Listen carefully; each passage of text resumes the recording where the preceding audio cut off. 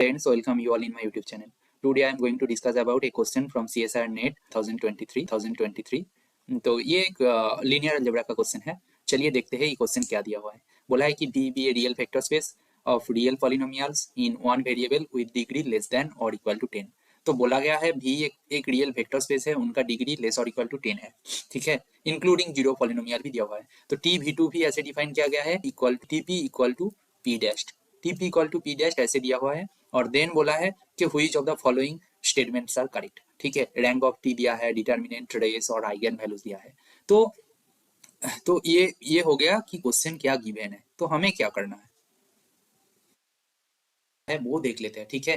तो क्या करना है, देखो, जब भी ऐसा rank, determinant, eigen value, trace के बारे में क्वेश्चन आएगा ना, और जो लीनियर ट्रांसफॉर्मेशन है वो कैसे डिफाइन है ऑलरेडी दिया हुआ है ना, तो हमें फर्स्ट काम क्या करना है, जो स्टैंडर्ड बेसिस के रिस्पेक्ट में उनका मतलब जो स्टैंडर्ड मैट्रिक्स होगा वो लीनियर ट्रांसफॉर्मेशन का, दैट मैट्रिक्स आपको पहले फाइंड करना है। और वो मैट्रिक्स मिल जाएगा तो उनका rank, determinant, trace, eigen values ये सब कुछ मिल जाएगा, आइगन वेक्टर ये सब कुछ पूछा तो सब कुछ मिल जाएगा, ठीक है। चलिए देखते हैं इसका जैसे स्टैंडर्ड मैट्रिक्स कैसे फाइंड करते हैं, ठीक है। जो टी दिया है, T P equal to P dash दिया है, राइट।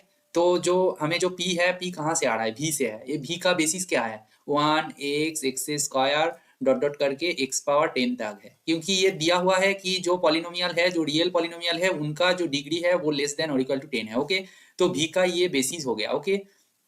तो देन टी ऑफ 1 फाइंड करोगे क्या होगा, 0 होगा। टी ऑफ x फाइंड करोगे क्या होगा, 1 होगा। और टी ऑफ x² फाइंड करोगे क्या होगा, 2x होगा। पी डैश क्या है, P dash just derivative of P है, राइट, डेरिवेटिव ऑफ पी है। तो ऐसे ऐसे करके जाओगे तो टी ऑफ x पावर 10 क्या होगा, 10 x पावर 9।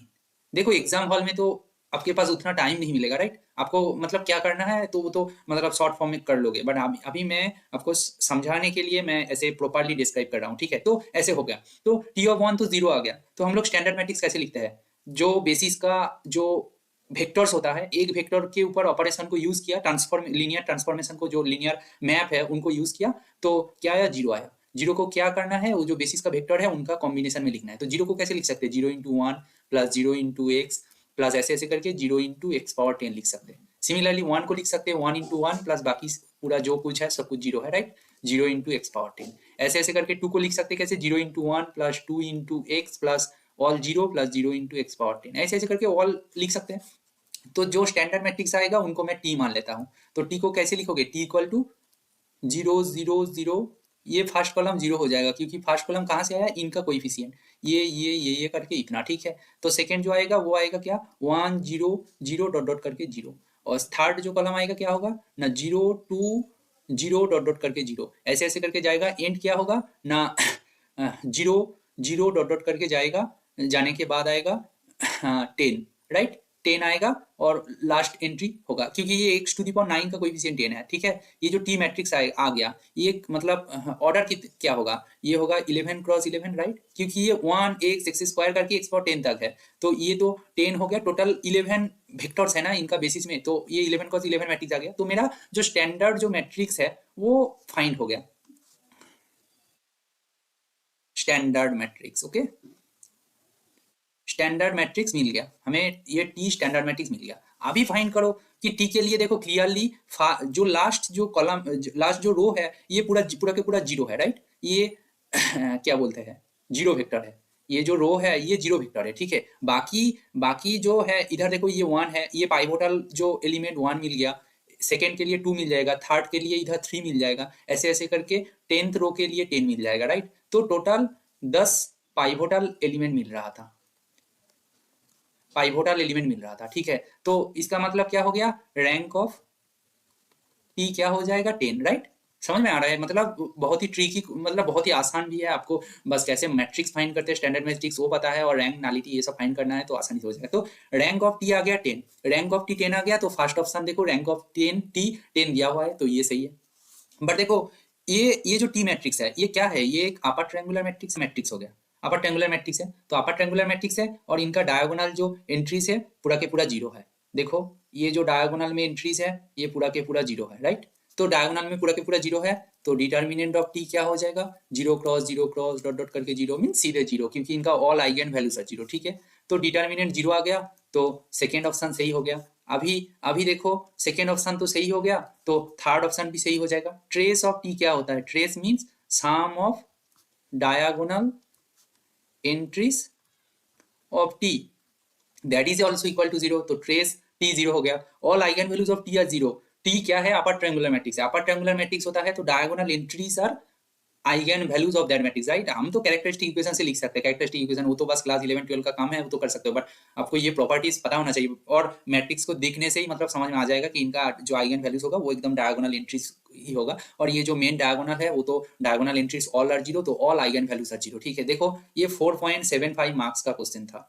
ये 4.75 मार्क्स का क्वेश्चन था। ये क्वेश्चन सॉल्व करने के लिए आपके पास मतलब कितना टाइम लगेगा? जो ट्रांसफॉर्मेशन दिया है ये सबसे आसान ट्रांसफॉर्मेशन है, जो derivative P dash means derivative of P, right. तो ये दिया हुआ है, ये बहुत ही आसान एक ट्रांसफॉर्मेशन दिया, मतलब लीनियर मैप दिया हुआ था, लीनियर ट्रांसफॉर्मेशन बोल सकते हो, दिया है। और उनका कुछ आइगन वैल्यूज के बारे में पूछा है, आपको सीधे क्या करना है, उनका स्टैंडर्ड मैट्रिक्स फाइंड करना है और देन जस्टिफाई करना है। तो ये करने में कितना टाइम लगेगा? 1 से 2 मिनट टाइम लग सकता है। और बाकी किसी को बहुत ज्यादा अच्छा डेप्थ नॉलेज है आइगन वैल्यूज के बारे में ना, कैसे फाइंड करते हैं for a linear operator, linear transformation ना, वो आप मतलब ऐसे क्वेश्चन देखने से ही समझ में आ जाएगा। मैं रियली रिव्यू दे रहा हूँ। मैं लास्ट टाइम जब एग्जाम दिया था, मेरा ये क्वेश्चन पर्टिकुलरली मैं बस देखा था और मतलब माइंड में ही कैलकुलेट कर लिया था। ठीक है, मतलब कैलकुलेशन माइंड में ही हो गया था कि ये 11, क्योंकि ये 10 डिग्री, मतलब डिग्री बोला है लेस और इक्वल टू 10, तो पॉलिनोमियल होगा 1 से x पावर 10 तक, तो 11 cos 11 हो जाएगा। और डेरिवेटिव है तो फर्स्ट के लिए कांस्टेंट के लिए जीरो आएगा, तो एक रो और एक कॉलम पूरा जीरो हो जाएगा, तो इनका रैंक 10 आ जाएगा। और इनका आइगन वैल्यूज तो वो जीरो जीरो आएगा, क्योंकि वो समझ में आ रहा था, मतलब ऐसे ही देख के ही जस्ट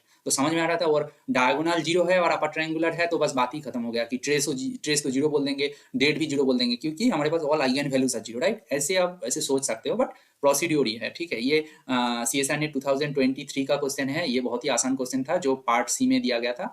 बट ऐसे देखो ये क्वेश्चन के लिए चारों ऑप्शन सही था, आपको कॉन्फिडेंटली चारों ऑप्शन को सही से क्लिक करना है, अदरवाइज मतलब एक गलत कर दोगे तो सपोज हो तो आपको जीरो ही मिलने वाला है। ये बहुत ही कंफ्यूजिंग एक पार्ट है, बहुत ही सीरियसली करना पड़ेगा और प्रॉपर नॉलेज चाहिए होता, क्योंकि मतलब पूरा का पूरा सही होना चाहिए। एक आंसर दे दोगे तो ऐसा होगा नहीं। ओके, तो ठीक है, तो ये मेरा सॉल्यूशन और प्रोसीड्योर जो अप्रोच मैं बोल रहा हूँ, ये आपको अच्छा लगा तो प्लीज़ लाइक करना, शेयर करना, सब्सक्राइब करना। और ये दोस्त लोगों के लिए भी हेल्पफुल है और कोई सीनियर जूनियर्स के लिए भी हेल्पफुल है, तो उनको भी शेयर कर देना। ये मेरा न्यू चैनल है, तो मैं अभी मतलब सॉल्यूशन प्रोवाइड करता रहूँगा। ठीक है, तो मैं पूरा CSIR नेट गेट जो हायर मैथमेटिक्स का जो भी कॉम्पिटिटिव एग्जाम्स है उनका पूरा के पूरा सॉल्यूशंस प्रोवाइड करने की कोशिश करूँगा, बट मुझे थोड़ा टाइम लगेगा क्योंकि मेरा अभी न्यू चैनल है, तो डेली मैं वीडियोस अपलोड करता जाऊँगा। तो आई होप कि 3 4 6 मंथ्स के बाद बहुत ज़्यादा कंटेंट हो जाएगा एंड आपके लिए हेल्पफुल होगा, तो प्लीज़ सपोर्ट कीजिए मेरे को और I will provide you everything, all solutions. Okay, thank you everyone.